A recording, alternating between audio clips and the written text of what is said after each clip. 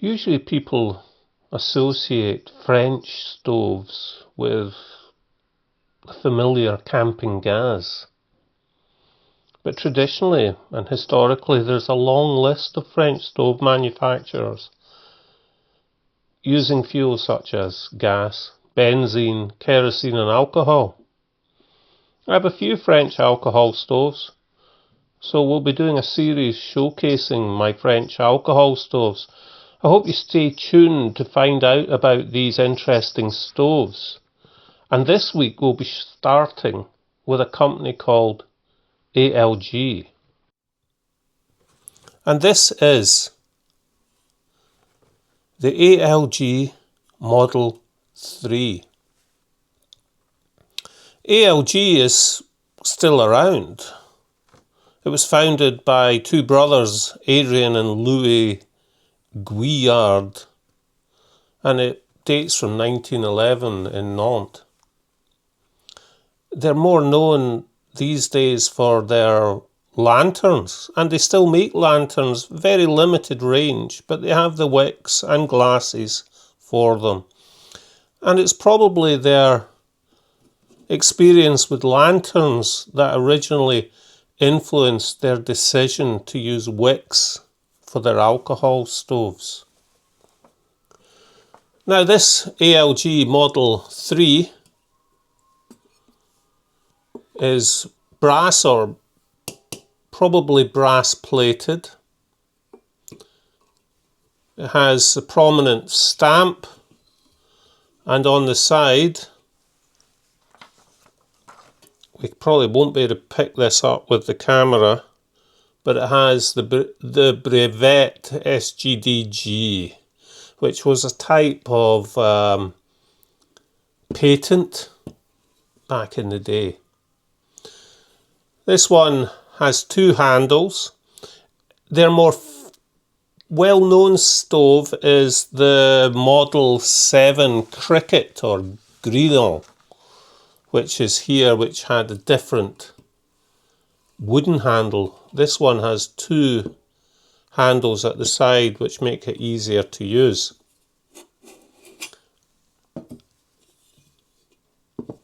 If we take off the pot stand, which is steel, we can see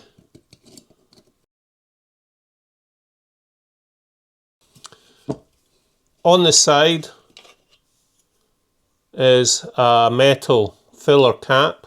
Looks a bit like a bottle top, crimped on. And inside, you can see it there, is some wadding.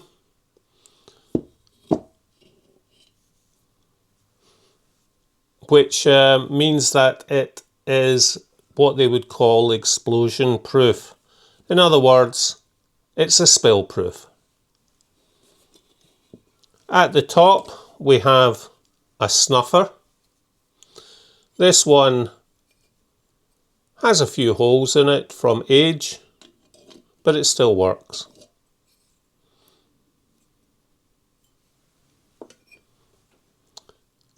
It's a wick stove. The wick is damp. I have pre-soaked this. And it has a very interesting method to control. I'll just turn this round to this side so you can see it. When I turn this, it slides up and down. You do have to be very careful though, as I've managed to pull the whole thing out. So we'll just bend that back and up and down. To remove the wick, it's just a twist operation.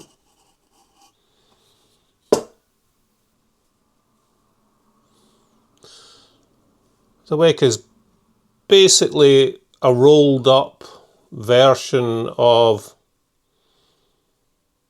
a lantern wick. We'll just move that up a little bit, and you can see the wadding. It's almost like horsehair inside. And we'll just reattach this.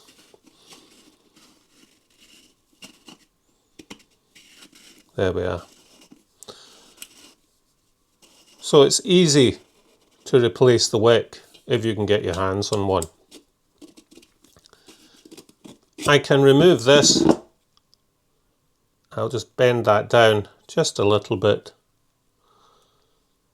as it's got a bit bent in the past, and that will mean that it's easier to control. I'll just tighten it up. I have to use my left hand because unfortunately my right hand is still a bit weak.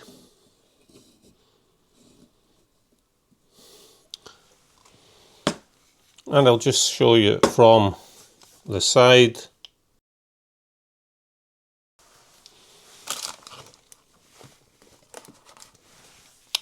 Now, we'll just give it a little fill. It had been filled before, but these wick stoves do evaporate.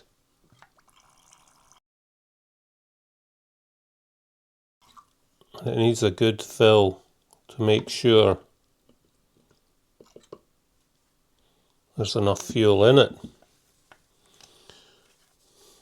I'll just have a quick look. Let's see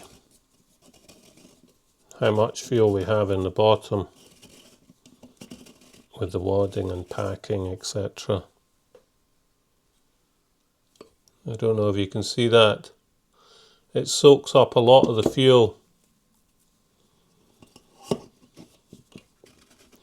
in the wadding and then gives off a sort of vapour.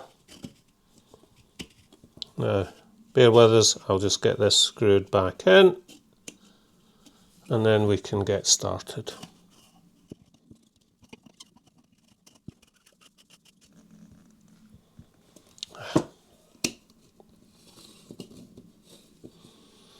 A little bit more fuel, I think.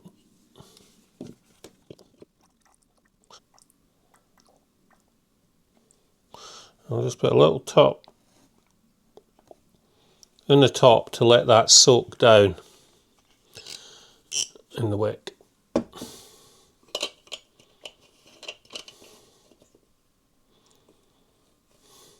And I'll replace this. We'll just make sure that we can operate from the side.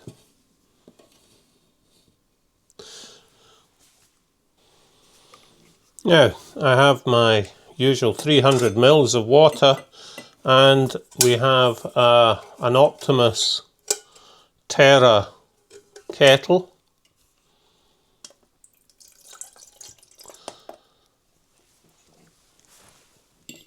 Which is quite good. It doesn't have a lip to hold the lid on, so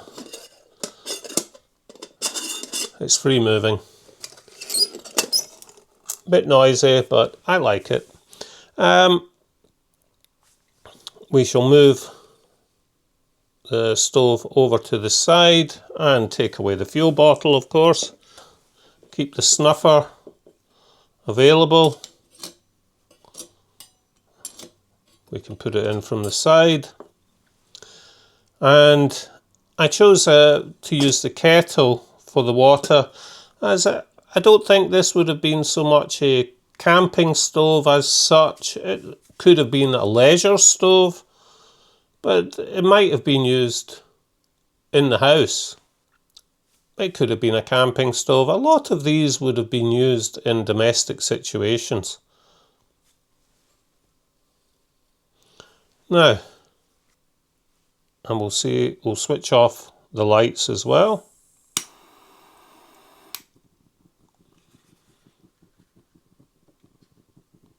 And we'll see how we can let you see how this is. So we'll just... I will just let it get ready and I'll show you it quickly from the side.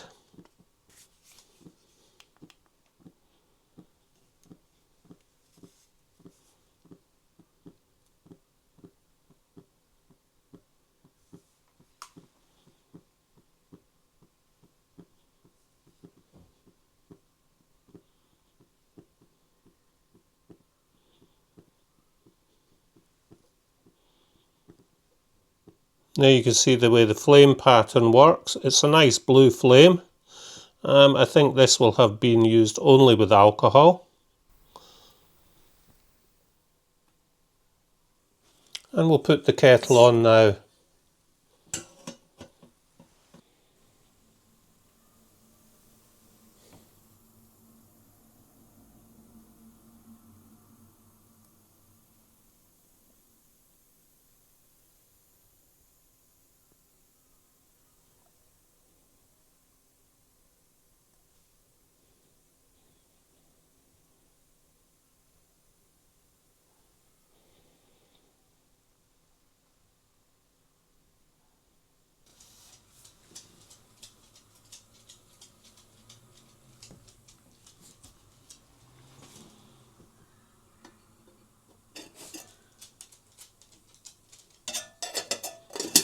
Now I just moved it away from the side just a little bit.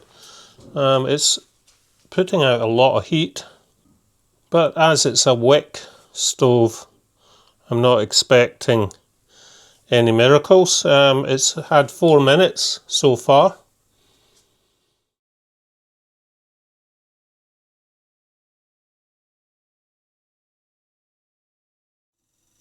We can actually hear it starting to boil now, the kettle.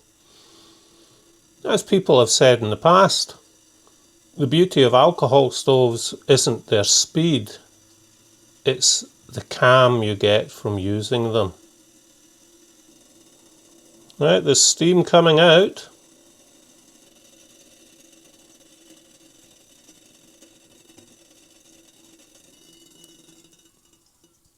Yes, that has boiled in just under 5 minutes.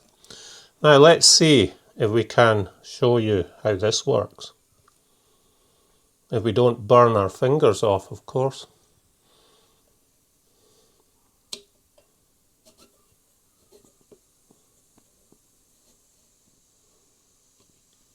There we have the flame has been lowered there. So we'll just go in, that's the flame at low. And then we'll increase the flame. I'm trying to do this one-handed.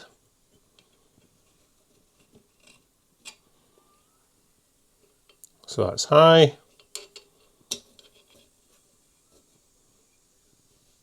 And low.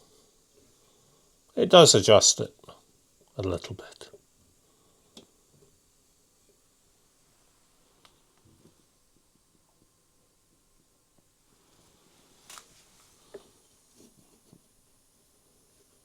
High and low. And you can see the flame pattern changes.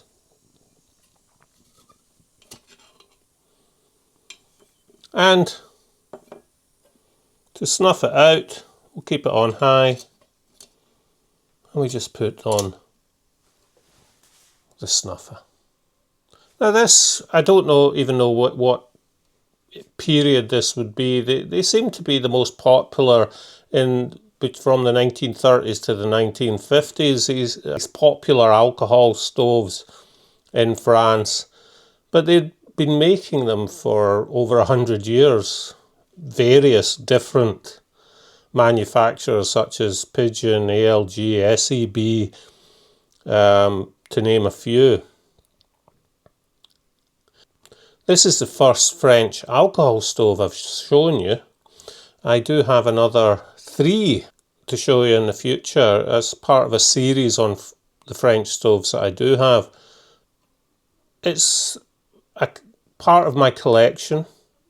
It is usable.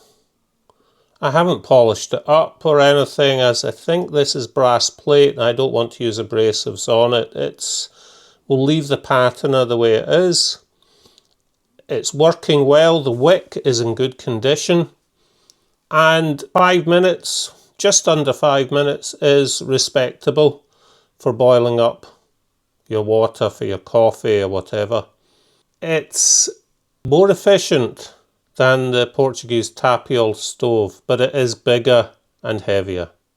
The control system is usable, but it does transmit a lot of heat on there. And I can use it now. It's cooled down quickly, but it was a bit hot to turn. And yes, I was trying to film from the side at the same time, so it made it look a bit clumsy. It works. I wish I knew more about ALG. Most of the information I've found has been on their lanterns, and they don't seem to make any stoves at all now. There are quite a few stoves that are similar in design, with the wadding inside, etc., to make it spill-proof. And there's quite a few of them use wicks, which isn't the most efficient way to transfer the alcohol. It can't be compared to the equivalent of a Trangia burner, for example. Next week, I hope to bring you another French stove.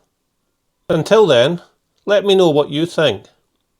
If you liked the video, give it a like and maybe subscribe. I like hearing from people about what they think of the stoves that I'm showing you. These aren't reviews, they're more a show and tell. Just showing you and sharing with you parts of the stoves that I collect. I hope to see you next week for the next installment of the series on French stoves. Bye for now, everyone. Bye-bye.